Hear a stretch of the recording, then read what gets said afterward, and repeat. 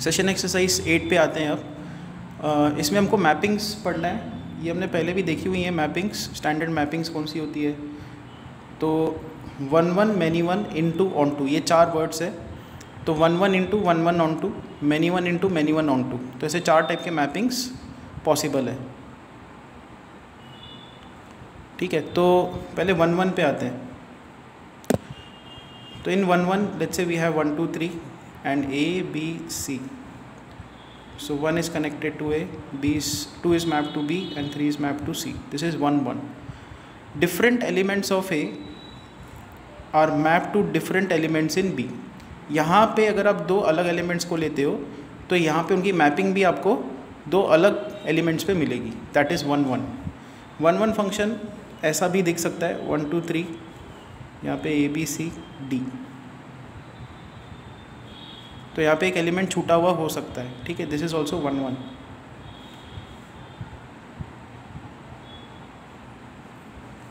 अब आते हैं मैनी 1 पे। मैनी 1 पे क्या होगा कि दो अलग एलिमेंट्स भी यहाँ पे लेते हो तो उनके मैपिंग्स आपको एक ही मिलेगी, एक ही जगह पे मिल सकती है। So this is a example of many 1 function.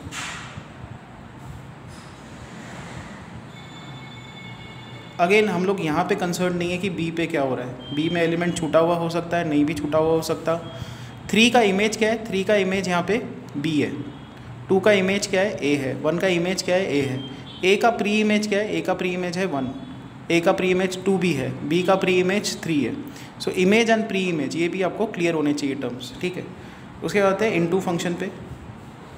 So 1 2 3 4 5 6 let's say ऐसा है। 1 is connected to 4, 2 is connected to 5, 3 is connected to 6। तो दिस इज़ 1 1। 1 1 यहाँ से आपको पता चलेगा और इनटू ऑन टू यहाँ पे पता चलेगा। This is onto function. Onto function में क्या होता है? यहाँ का हर एलिमेंट का प्री इमेज आपको मिलेगा। यहाँ का हर एलिमेंट मैप्ड होता है। ठीक है, so this is 1 1 onto. 1 1 into कैसे दिखेगा? सो 1 2 3, यहाँ पे 4 5 6 7 लगा दो। तो ये क्या है? 1 1 तो है बट यहाँ पे एक एलिमेंट 7 छूटा हुआ है, उसका कोई प्री इमेज नहीं है। So this is 1 1 into. तो इनटू ऑन टू ऐसे गवर्न होता है। तो अब आप इसकी थ्योरी पढ़ोगे, इसके जो सॉल्व एग्जांपल पढ़ोगे तो आपको समझ में आएंगी चीज़ें कि क्या हो रहा है यहाँ पे। ठीक है, ग्राफिकली अगर देखा जाए तो हमने ये भी देखा कि ऐसा अगर ग्राफ है, आप एक हॉरिजॉन्टल लाइन बनाते हो तो यहाँ से क्या पता चल रहा है कि x1 की वैल्यू, मान लो हम लोग ये लिखते हैं y = fx और यहाँ पे x2 की वैल्यू आपको सेम मिल रही है, y1 लिखते हैं। ठीक है, तो यहाँ पे क्या मिल रहा है? f(x1) भी y1 है, f(x2) भी y1 है। तो अगर आप इसका वेन डायग्राम बनाओ उसमें तो बहुत सारे वैल्यूज़ आएंगे, बट जस्ट इन दोनों को अगर आप प्लॉट करो वेन डायग्राम में, एरो डायग्राम में, तो x1 के लिए भी y1 की वैल्यू मिल रही है, x2 के लिए भी y1 मिल रही है for this function. So this is many 1 function. तो अगर एक ग्राफ है, आप हॉरिजॉन्टल लाइन बनाते हो पैरेलल टू एक्स एक्सिस, अगर वो 2 या 2 से ज़्यादा पॉइंट्स पे कट करे, it is a many 1 function. 1 1 function का कैरेक्टरिस्टिक क्या होता है? स्ट्रिक्टली इंक्रीजिंग या स्ट्रिक्टली डिक्रीजिंग। ये फंक्शंस 1 1 होते हैं क्योंकि अगर आप अलग अलग पॉइंट्स लेते हो x1 और x2, x1 के लिए इसका जो इमेज है वो है y1, x2 का इमेज है y2, तो अलग x लेते हो तो अलग y मिलते हैं। सेम ये इंक्रीजिंग डिक्रीजिंग में भी वैसा ही केस होगा। If you take this as x1 you get y1 and if you take let's say here x2 you get y2 over here. तो अगर आप अलग x लेते हो आपको अलग y मिल रहे हैं ग्राफ पे। सो this is an example of 1 1। तो 1 1 इज स्ट्रिक्टली इंक्रीजिंग और decreasing. Many 1 it will if you draw horizontal line, यहाँ पे अगर आप हॉरिजॉन्टल लाइन बनाओ कहीं पे भी तो वो एक ही पॉइंट पे कट कर रही है, देखो ग्राफ पे। और मैनी 1 के लिए क्या होगा? 2 या मोर देन 2 पॉइंट्स पे कट होगा। अब हमको थोड़ा परम्यूटेशन कॉम्बिनेशन की चीज़ें इसमें देखनी है। Now let's say we have 2 sets A B और यहाँ पे है let's say A B C और यहाँ पे है 1 2।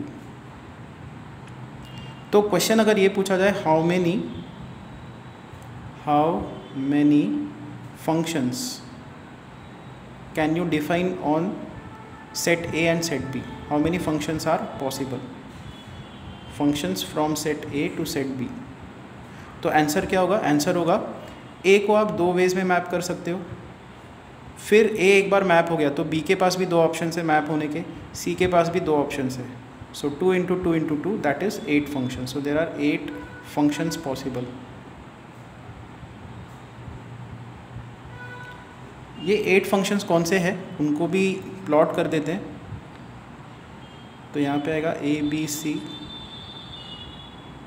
यहाँ पे 1 2, पहले ये दोनों फंक्शंस हो गए जहाँ पे तीनों एलिमेंट्स 1 पे कनेक्टेड है, फिर तीनों एलिमेंट्स 2 पे कनेक्टेड है। सो ये पहला फंक्शन, ये दूसरा फंक्शन। फिर और दो फंक्शंस ऐसे, ए 1 पे कनेक्टेड है, बी और सी 2 पे, फिर बी और सी 1 पे कनेक्टेड है, ए 2 पे। सो this is the third function and this is the fourth function. यहाँ पे और दो फंक्शंस, ए 2 पे कनेक्टेड है, सी भी 2 पे कनेक्टेड है, बी 1 पे, फिर बी 2 पे कनेक्टेड है, ए और सी 1 पे। सो this is fifth and sixth function.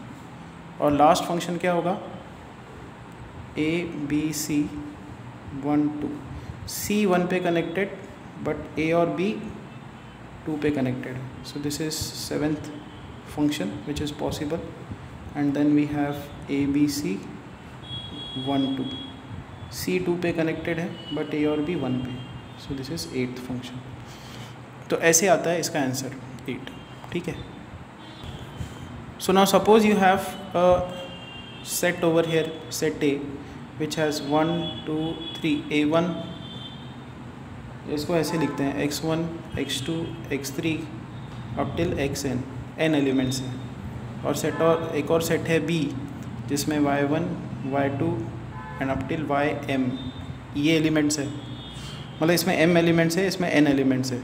तो अगर आप फंक्शंस कैलकुलेट करना चाहते हो, कितने फंक्शंस पॉसिबल है, x1 को कितने वेज में मैप कर सकते हो? m वेज में। x2 को कितने वेज में मैप कर सकते हो? m वेज में, m वेज में, m वेज में।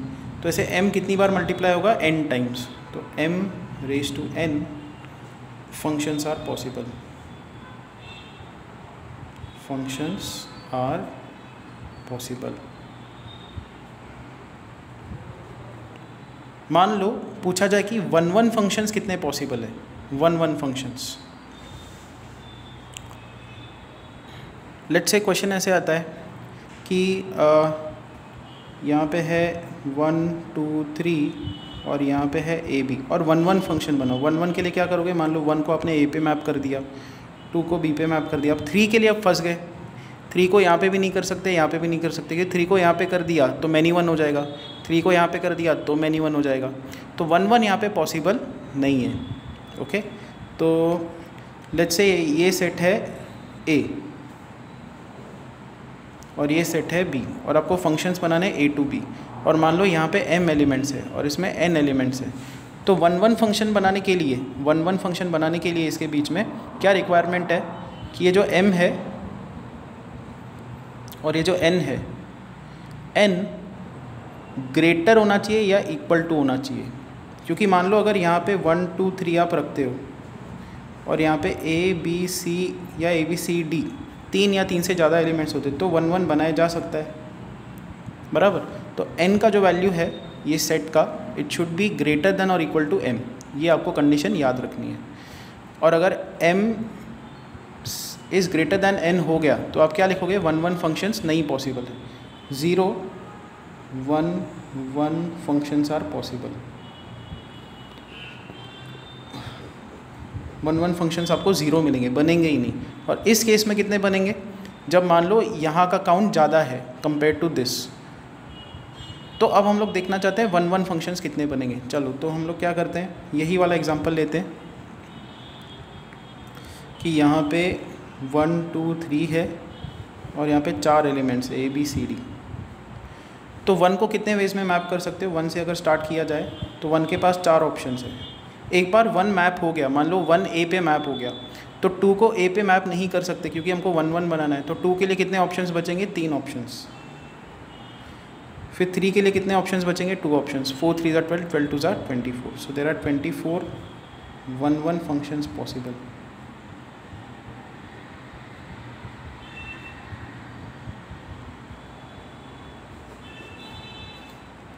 अब 24 तो बहुत बड़ा काउंट है, इसको एरो डायग्राम में शो करना इजी नहीं है. हम लोग क्या करेंगे, छोटा एग्जांपल बना देते हैं. मान लो यहाँ पे हम लोग लेते हैं 1 2 3 और यहाँ पे लेते हैं ABC. इक्वल ले लिया हमने, इधर जितने एलिमेंट्स उतने ही इतने. तो इसको 3 वेज में मैप कर सकते हैं, इसको 2 वेज में, इसको 1 वे में. सो 3 × 2 × 1 इज़ 6. तो 6 1 1 फंक्शंस बनेंगे. अच्छा, वैसे टोटल फंक्शंस कितने बनेंगे? इधर 3 3 3 27. So there are 27 functions possible, out of which 6 are 1 1. तो ये 6 1 1 फंक्शंस कौन से हैं वो देख लेते हैं. पहले A को इधर, फिर इधर, फिर इधर, ऐसे मैप कर दो. दूसरा फंक्शन क्या पॉसिबल है? 1 2 3 ABC. हमने यहाँ पे 1 और 2 के प्लेसेस इंटरचेंज कर दिए. 1 को B पे, 2 को A पे कनेक्ट कर दिया. तो this is first function, this is second 1 1 function which is possible. फिर 1 2 3 यहाँ पे ABC, 1 को C पे कनेक्ट कर दो, 3 को यहाँ पे, 2 को B पे. सो this is the third function. ऐसे अगर आप लिस्ट करके जाओ आपको 6 फंक्शंस मिलेंगे. 1 1 फंक्शंस आर 6. तो इन जनरल अगर बोला जाए, इन जनरल कितने 1 1 फंक्शंस बनेंगे? Let's say here we have 1 2 3 up till m elements. So x1 x2 x3 up till xm. and यहाँ पे है y1 y2 up till yn elements. and it is given that n is greater than or equal to m. कि 1 1 functions बनाए जा सकते हैं. यहाँ का काउंट ज़्यादा है, ठीक है. तो इसको कितने वेज में मैप कर सकते हो? n वेज में. फिर इसको कितने वेज में मैप कर सकते हो? n-1 वेज में. इसको n-2 वेज में. यहाँ पे 3 है तो यहाँ पे 2 आ रहा है. तो xm लास्ट एलिमेंट के लिए कितने मैपिंग्स बचेंगे, कितने वेज में उसको मैप कर सकते हो? n-m-1. तो अब इनका प्रोडक्ट आएगा. तो number of 1 1 functions are n n-1 n-2 up till n-m-1.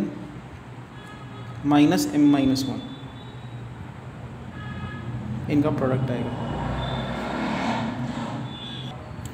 इसको फाइनली हम लोग क्या लिख सकते हैं? This is n × n-1 × n-2 and n-m-1. Just इसके अगला फैक्टोरियल, अगर मुझे ऊपर n फैक्टोरियल कंप्लीट करना है तो ऊपर क्या टर्म मल्टीप्लाई करना होगा? यहाँ पे n, इसके अगला टर्म +1 करना होगा. तो n-m +2 n-m +3. क्योंकि इसको अगर आप ओपन करो तो ये है n-m +1. तो इसके जस्ट अगले वाला टर्म चाहिए तो हमको 1 सब्ट्रैक्ट करना होगा. यहाँ पे मैंने एरर कर दी है. सी ट्राई टू अंडरस्टैंड दिस. ये टर्म मैं फिर से लिखता हूँ.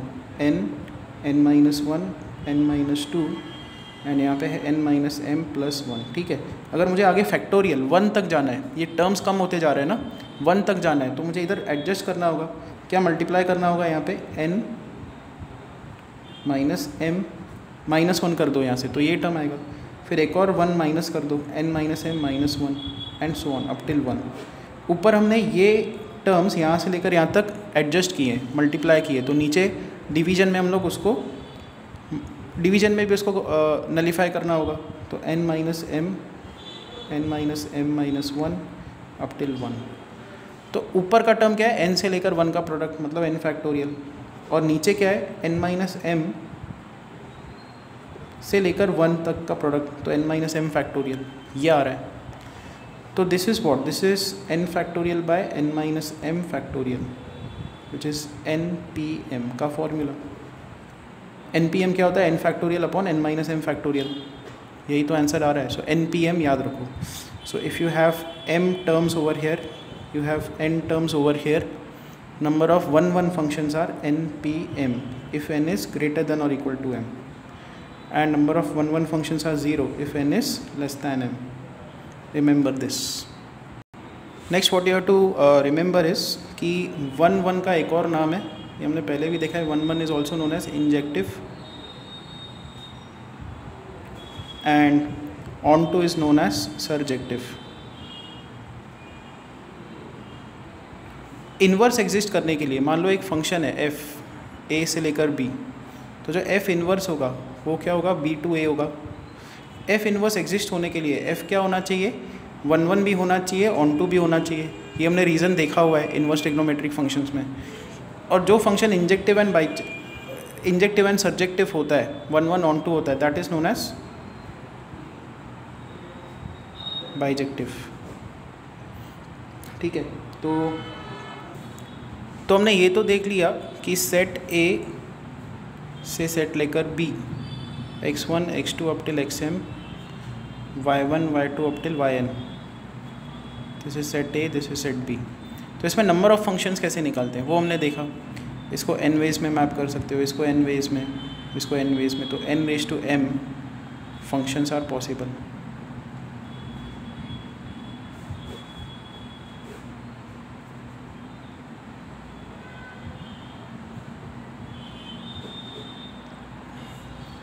अब हम लोग देखेंगे कि कितने इनटू फंक्शंस बनाए जा सकते हैं। ये काउंट हम लोग देखेंगे कैसे निकालते हैं। और एक बार ये काउंट आ गया, टोटल फंक्शंस है, इनटू फंक्शंस पता है, तो बचे हुए फंक्शंस क्या होंगे, ऑन टू फंक्शंस होंगे।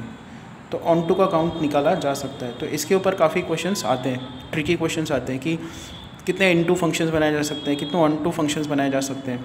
तो इसका प्रूफ देखते हैं कि इस केस में जहाँ पे यहाँ पे m एलिमेंट्स है, यहाँ पे n एलिमेंट्स है, how many into functions are possible, into functions are possible।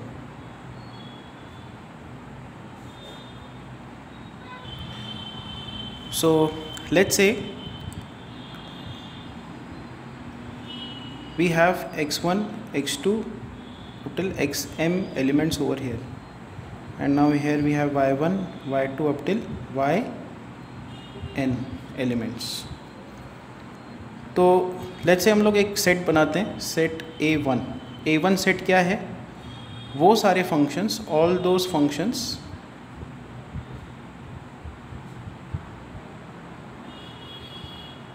जिसमें y1 is not included, y1 is left out. देखो इनटू फंक्शन बनाना है। इनटू फंक्शन क्या होता है कि यहाँ पे एक या एक से ज़्यादा एलिमेंट्स की मैपिंग यहाँ पे नहीं होगी। ऑन टू फंक्शन क्या होता है कि सबके सबकी मैपिंग है। इनटू फंक्शन क्या होगा कि यहाँ पे एक या दो या तीन या बहुत सारे एलिमेंट्स, ठीक है, बहुत ज़्यादा एलिमेंट्स आपको मिलेंगे कि जहाँ पे जिनकी मैपिंग नहीं है। तो सपोज़ करते हैं कि A1 वो सेट है कि जिसमें वो सारे फंक्शंस का कलेक्शन है जिसमें y1 छूटा हुआ है, y1 की कोई मैपिंग नहीं है। तो सारे के सारे ये जो एलिमेंट्स है वो y2 से लेकर yn इनके बीच में मैपिंग होगी उनकी, ठीक है। फिर A2, all those elements, all those functions जिसमें y2 is left out। सी ये जो A1 है उसमें y1 तो डेफिनेटली लेफ्ट आउट है, उसमें y2 भी लेफ्ट आउट हो सकता है, y3 भी लेफ्ट आउट हो सकता है, एंड आगे के एलिमेंट्स लेफ्ट आउट हो सकते हैं, बट डेफिनेटली A1 क्या है, उन फंक्शंस का कलेक्शन है जिसमें y1 की मैपिंग नहीं होगी। A2 क्या होगा, वो सारे फंक्शन जिसमें y2 की मैपिंग नहीं होगी। तो ऐसे हम लोग सारे सेट बनाएंगे। an सेट क्या होगा, yn is left out,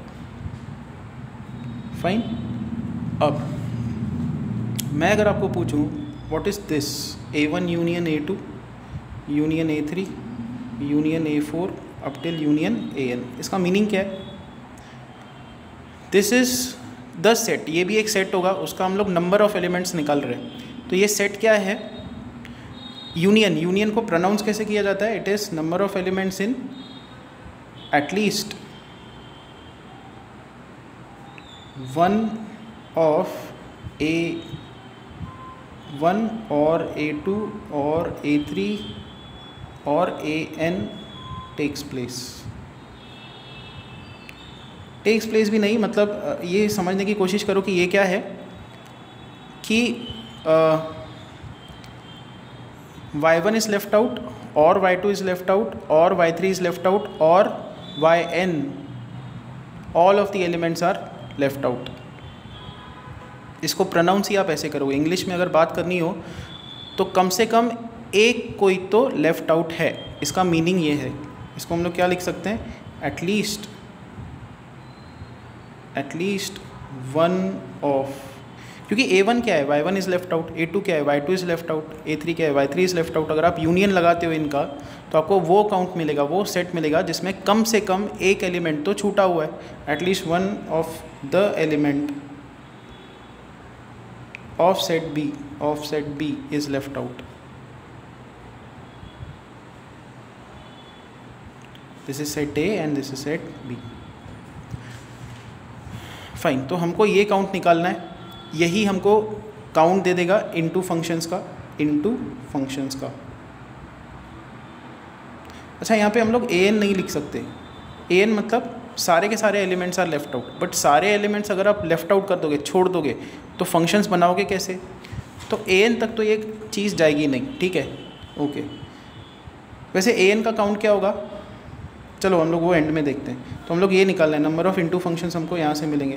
an फिलहाल जोड़ देते हैं, ठीक है, all of the elements are left out, फिलहाल जोड़ दो इसको, ओके। तो यूनियन का फॉर्मूला क्या होता है, summation of number of elements in each ai goes from 1 to n।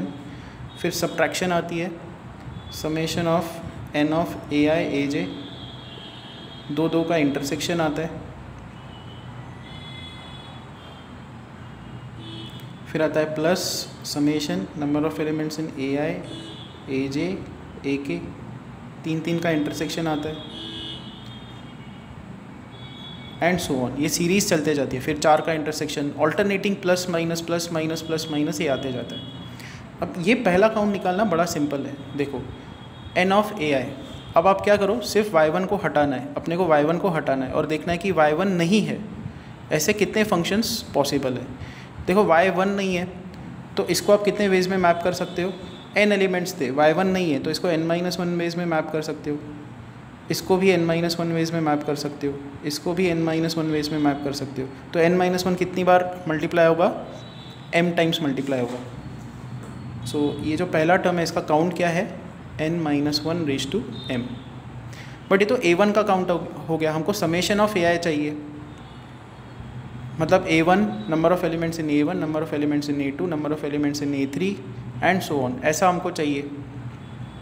हमने तो सिर्फ अभी a1 निकाला है। a2 का काउंट क्या होगा, a2 के लिए y2 को हटाना होगा और बाकी एलिमेंट्स पे मैपिंग लगानी होगी। y2 को हटाया, फिर इसको आप n-1 वेज में मैप कर सकते हो, n-1। कहने का मतलब ये जो पहला टर्म है इसका काउंट क्या होगा, n एलिमेंट्स हमारे पास है, b सेट में n एलिमेंट्स है, जो सेट b है, y1 y2 up till yn। तो इनमें से एक एलिमेंट चूज़ करना है, वो nc1 वेज में होगा। उस एलिमेंट को मैप नहीं करना है, तो बचे हुए एलिमेंट्स को मैप करना है। वो बचे हुए एलिमेंट्स यहाँ पे हम लोग कितने वेज में मैप कर सकते हैं, इसको n-1 वेज में, इसको n-1 वेज में, इसको n-1 वेज में, n-1 वेज में, n-1 रेज टू m। तो जो पहला टर्म है उसका काउंट ये है, ठीक है। अब आते हैं माइनस साइन। दो कोई तो एलिमेंट्स अपने को मैप नहीं करने, तो हमको पहले यहाँ से 2 एलिमेंट्स को चूज़ करना पड़ेगा, वो nc2 वेज में होगा। जैसे ही आपने 2 एलिमेंट्स चूज़ कर दिए, उन 2 एलिमेंट्स को आप हटा दोगे तो कितने एलिमेंट्स बच गए, n-2 एलिमेंट्स बच गए। तो x1 को कितने वेज में मैप कर सकते हो, n-2 वेज में, x2 को n-2 वेज में, n-2 वेज में, n-2 वेज में। तो n-2 कितनी बार मल्टीप्लाइड है, m टाइम्स। फिर थर्ड टर्म पे आते हैं, प्लस 3 एलिमेंट्स को मैप नहीं करना है, तो b सेट में जाके 3 एलिमेंट्स को चूज़ करना पड़ेगा, nc3 वेज में वो चूज़ होगा। यहाँ पे 3 एलिमेंट्स हमने चूज़ कर दिए, उनको क्रॉस कर देंगे, वो अपने को नहीं मैप करने। तो बच कितने गए, n-3। तो x1 को n-3 वेज में मैप कर सकते हैं, n-3, n-3, n-3। तो यहाँ पे आएगा n-3 रेज टू m। तो बस आपको ये फॉर्मूला अब याद रखना है। एक एग्जांपल मैं लेता हूँ, उसमें हम लोग अप्लाई करके देखते हैं, ठीक है। Now let's say you are given a set over here which is a b c d और यहाँ पे है 1 2 3। तो लेट्स से यहाँ पे है 4 एलिमेंट्स, यहाँ पे है 3 एलिमेंट्स। पहले तो कितने फंक्शंस पॉसिबल है, how many functions are possible, this can be mapped in 3 ways, 3 ways, 3 ways, 3 ways। तो 3⁴ टोटल फंक्शंस पॉसिबल है। अभी हम लोग इनटू का काउंट निकालेंगे, इनटू फंक्शंस कितने पॉसिबल है। तो हम लोग क्या करेंगे, इन 3 में से एक एलिमेंट चूज़ करेंगे, तो 3c1 वेज में वो चूज़ होगा। मान लो 1 चूज़ हो गया तो उसको मैप नहीं करना है, तो मतलब ए को कितने वेज में मैप कर सकते हो, 2 वेज में, 2 या 3 पे कनेक्ट करोगे। बी को 2 वेज में मैप कर सकते हो, 2 वेज। तो नंबर ऑफ फंक्शंस होंगे 2⁴, 2⁴। फिर सब्ट्रैक्शन लगाना होगा। अब मुझे यहाँ पे 2 एलिमेंट्स को चूज़ करना होगा, जो पहले अभी हमने रिजल्ट देखा वही अप्लाई कर रहा हूँ। तो इधर से 2 एलिमेंट्स 3C2 वेज में चूज़ होंगे। तो 2 एलिमेंट्स मान लो 1 2 आ गए, तो बचा एक। यहाँ पे हर एलिमेंट को एक ही एलिमेंट पे मैप करना है, तो इसको 1 वे पे मैप कर सकते हो, इसको 1, इसको 1, इसको 1। तो यहाँ पे आएगा 1⁴। फिर आएगा प्लस साइन। यहाँ पे हमने 2 एलिमेंट्स को इधर मैप नहीं किया है अभी, 3C3, सो 3C3 तीनों एलिमेंट्स पकड़ेंगे और तीनों को मैप नहीं करेंगे, बट हमको तो फंक्शंस बनाने हैं, ठीक है। 3⁴ फंक्शंस है, फंक्शन बनाने के लिए हमको मैपिंग लगेगी, तो ये काउंट अब नहीं लिया जाएगा, सिर्फ इतना ही कैलकुलेट करना है आपको। So this many into functions are there, 3 × 16 - 3C2 is 3, so this is 3 × 16 - 1, that is 15, 15 3s are 45 into functions are there.